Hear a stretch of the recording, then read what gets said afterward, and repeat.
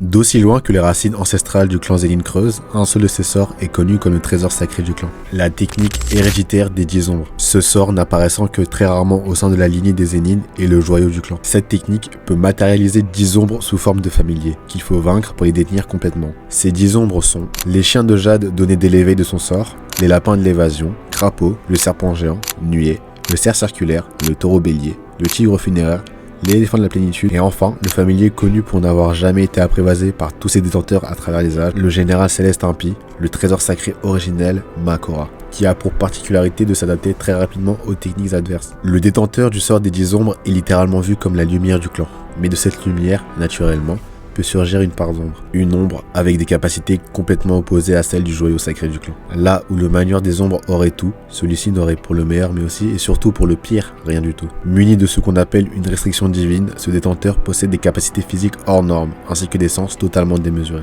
En contrepartie, celui-ci sera démuni d'énergie occulte. Cela est totalement contradictoire dans une grande famille privilégiant la puissance ainsi que les sorts occultes. Vu comme la tâche du clan à cacher ainsi qu'à renier, celle-ci serait peut-être le deuxième joyau du clan. On pourrait aller plus loin en pensant même que les manieurs des ombres ainsi que les individus munis d'une restriction divine seraient complémentaires, comme le yin et le yang. Salut, bonjour, bonsoir à tous les gars, c'est Wivy. On se retrouve pour une nouvelle vidéo. En soi, ça sera une vidéo un peu spéciale par rapport à d'habitude parce que j'essaierai ici de faire une théorie. Et avant que j'oublie, je vous remercie pour l'attente que vous avez fait à mon autre vidéo. Vous avez vraiment géré sur ce coup-là. Ça a pris une ampleur que j'imaginais pas, que ce soit sur les réseaux ou sur YouTube, donc je vous remercie. La partie 2 est en préparation, donc patience pour ceux qui savent de quoi je parle.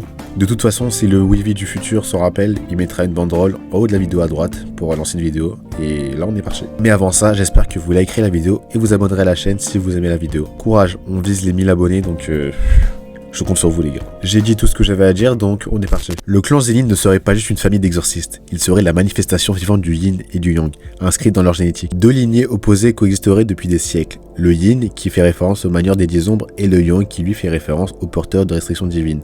Et leur conflit interne expliquerait toute la tragédie du clan. La technique des 10 ombres utilisée par Megumi incarne parfaitement le yin, avec sa manipulation des ombres, son invocation d'esprit et son combat indirect et stratégique. Sans oublier son lien avec l'invisible. Dans la symbolique orientale, l'ombre fait référence au domaine du yin et les esprits au monde caché. Les manieurs des 10 ombres ne dominent pas par la force brute, ils négocient avec l'invisible. Ce sont les prêtres mystiques du clan. À l'opposé, des figures comme Toji Fushiguro représentent le yang absolu, avec une absence totale d'énergie occulte, un corps surhumain, une domination physique pure et un rejet du spirituel. La restriction divine serait une réaction naturelle du yang contre l'excès du yin dans le clan. Comme si la force cachée de l'univers cherchait à rééquilibrer la lignée. Le yang Zénine n'invoque rien, il existe dans le monde matériel pur, ce sont les guerriers incarnés du clan. Le clan Zénine aurait historiquement essayé de favoriser le yin, soit les techniques maudites parce qu'elles sont politiquement plus prestigieuses. Ils auraient donc rejeté les porteurs du yang, les individus avec restriction divine en les considérant comme des anomalies.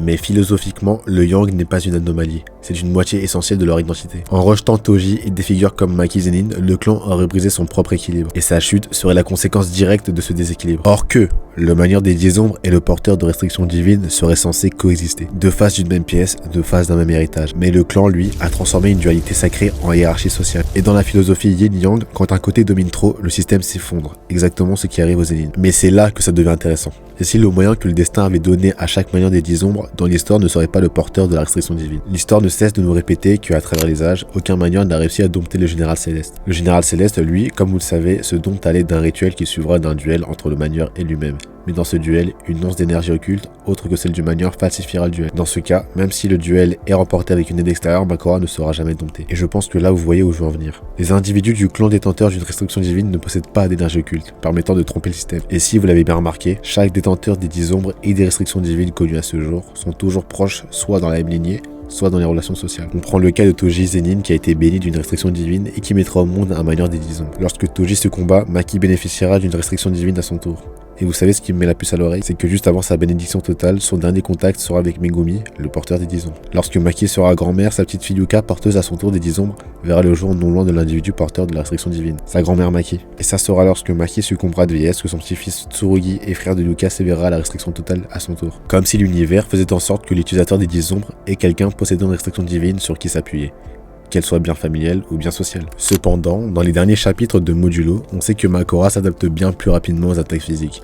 Donc l'individu ayant une restriction divine devient beaucoup moins utile tout à coup. À moins que les individus issus de restrictions divines apportent autre chose. Par exemple, sur le plan combatif, une vitesse extrême, une imprévisibilité tactique et l'usage d'armes maudites spéciales, Makora s'adapte à un type d'attaque, pas à l'intelligence stratégique. Et sur le plan philosophique, Makora est une épreuve créée pour forcer la coopération entre Yin et Yang.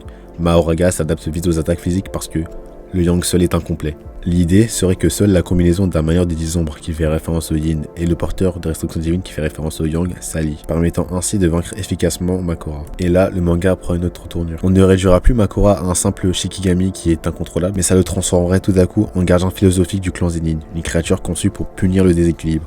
Et ça explique pourquoi la technique est presque impossible à maîtriser seule. Le clan Zenin n'a pas été détruit par ses ennemis, mais par son refus d'accepter que la lumière et l'ombre devaient exister ensemble.